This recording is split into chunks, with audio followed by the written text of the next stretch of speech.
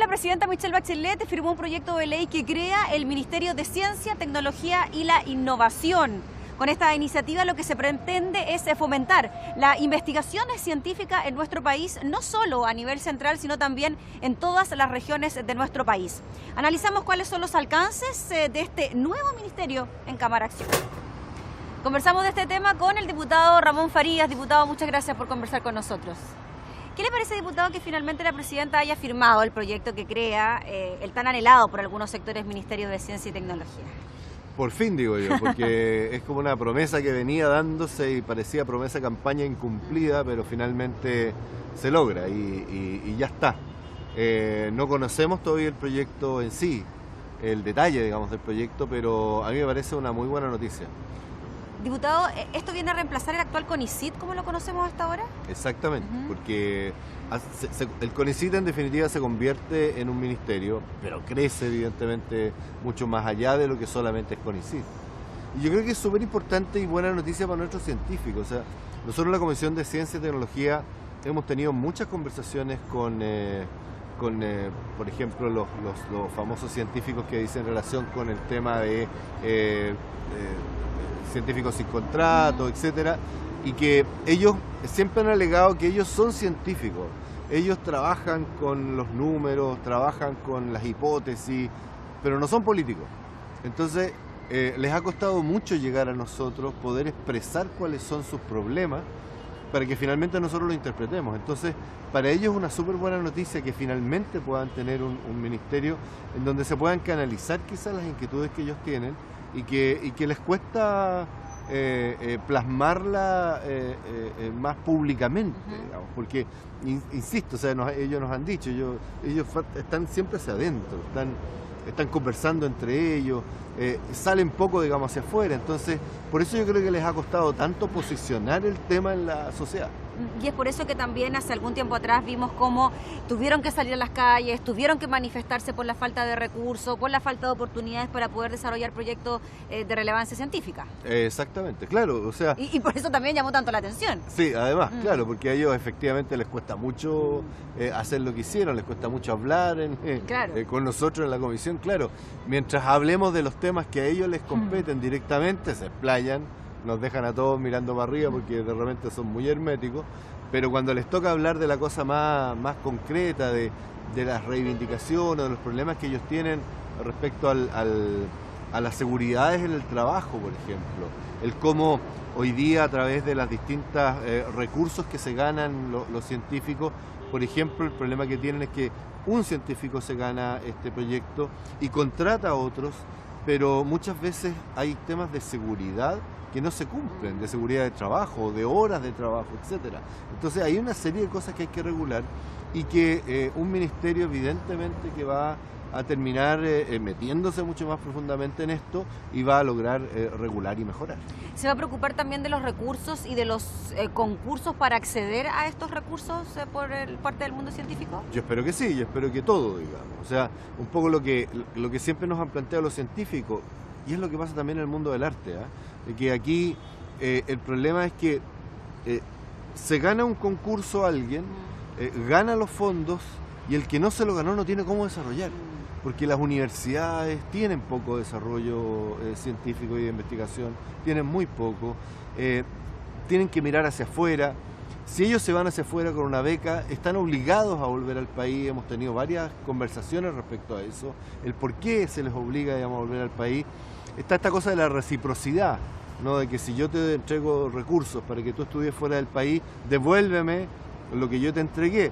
Yo lo entendí así hasta que me empecé a meter un poco más en el tema y nos dimos cuenta que muchos de estos científicos, si se quedaran afuera, podrían aportar también bastante, digamos, al país, porque ellos de por sí y ante sí lo hacen, ¿no? Por el hecho de ser chilenos, por el hecho de empezar a trabajar en cátedras que van formando a su vez a otros chilenos que eventualmente pudieran llegar.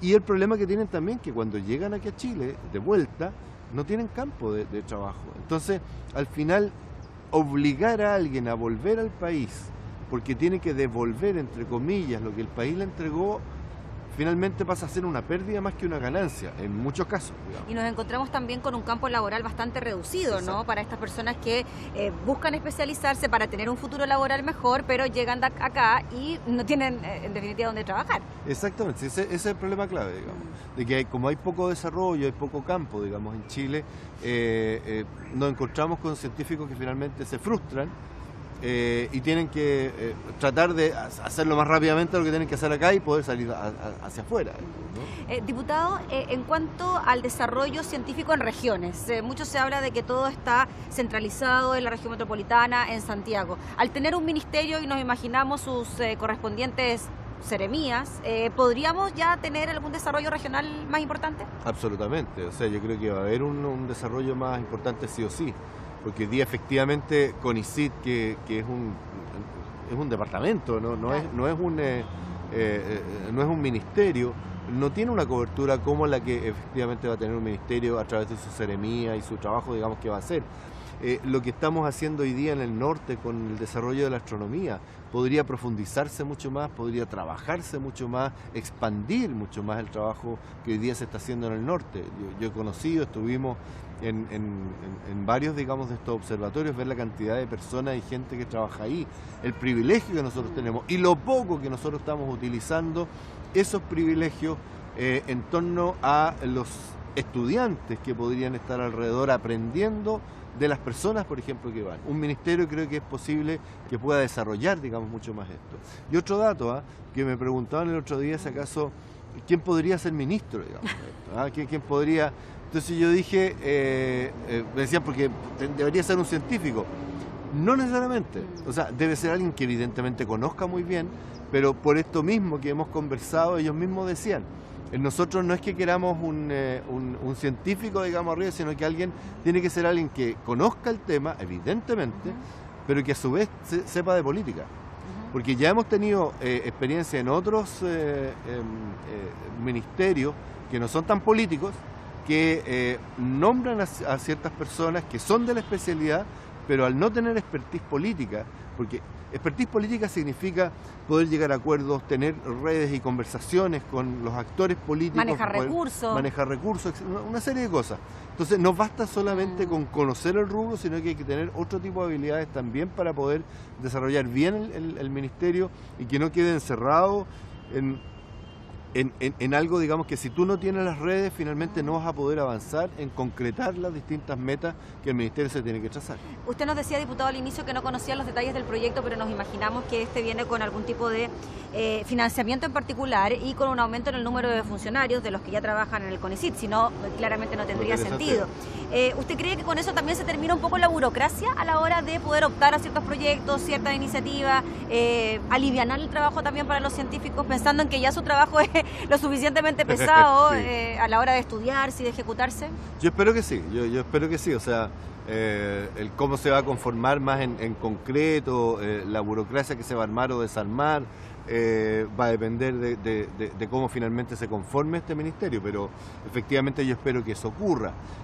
Nosotros hemos tenido algunas conversaciones, por ejemplo, nos plantean algunos científicos el tema de que cuando ellos postulan a un fondo, están obligados a entregar a veces una garantía por ese fondo que van a postular. Si piden 100 millones de pesos, tienen que entregar una garantía por 100 millones de pesos. Entonces, ¿para qué entregan la garantía si en el fondo la tienen la plata? ¿Para qué van a pedir la plata? Entonces, ahí hay cosas que hay que empezar también a intentar destrabar a fin de que sea más expedito. Nos han señalado mucho también los tiempos. Cuando hay un concurso, el concurso que ellos postulan y puede, no sé, terminarse en 3 años, 4 años, son tiempos demasiado cortos para los temas científicos, porque de repente las cosas se comprueban en 10, en 15, en 20, en 30 años, que son estudios muy largos. Entonces, ahí hay una mentalidad, hay algo que tenemos que meter dentro del ministerio, nuevo ministerio, que va a decir relación con el cambiar una serie de mecanismos que hoy día existen y que efectivamente no hacen que la investigación pueda producirse tranquilamente, se pueda desarrollar tranquilamente, sino que muchas veces se ve frustrada a los 4, 3, 5 años, o está en la incertidumbre, lograré otra vez otros 5 años más, y ese es un problema, y yo creo que eso uno lo extrapola también al fondar, a los fondos de desarrollo de las artes también, que ocurre más o menos lo mismo, que las compañías nacen por un concurso y luego cuando no se gana el próximo concurso mueren. Entonces yo no quiero que eso ocurra con nuestra investigación científica y con todo el trabajo que hay que hacer, sino que sea efectivamente un trabajo a largo plazo, porque eso le trae mucho beneficio además al país, en adelanto, en profundidad, en cambios, es tremendamente provechoso, por lo tanto lo tenemos que entender de esa manera. Muy bien, pues, diputado, le agradecemos enormemente por conversar de este tema tan importante junto a nosotros. Que esté muy bien. De nada, agradecido.